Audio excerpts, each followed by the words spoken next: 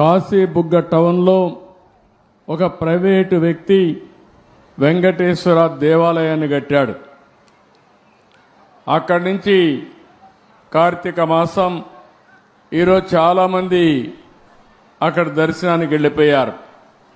కనీసం ఆయన చేసినప్పుడు పోలీసుకు కూడా చెప్పలేదు. చెప్పుంటే పోలీస్ ప్రొటెక్షన్ పెట్టి ఎక్కడికక్కడ కంట్రోల్ చేసేవారం.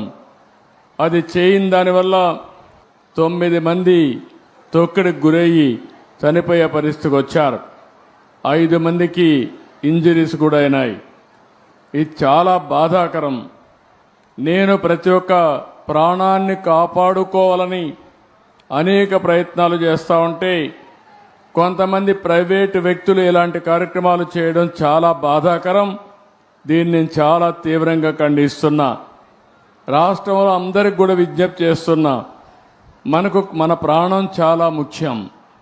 ప్రాణాలు కాపాడుకోవాలంటే మనం కూడా ఒక బాధ్యతగా ఉంటే తప్ప ఓసారి వెళ్ళిపోవడం, ఎక్కువ మనుషులందరూ సమీకరణ కావడం, అక్కడ స్టాంపేడ్ జరగడం, ఇలాంటి దుర్ఘటనలు జరిగేదానికి దోహదం చేసే పరిస్థితి వస్తూ ఉంది. ఏదేమైనా మనం గుర్తుపెట్టుకోవాల్సింది, అమాయకులు చనిపోయారు. నేను చాలా బాధపడుతున్నా.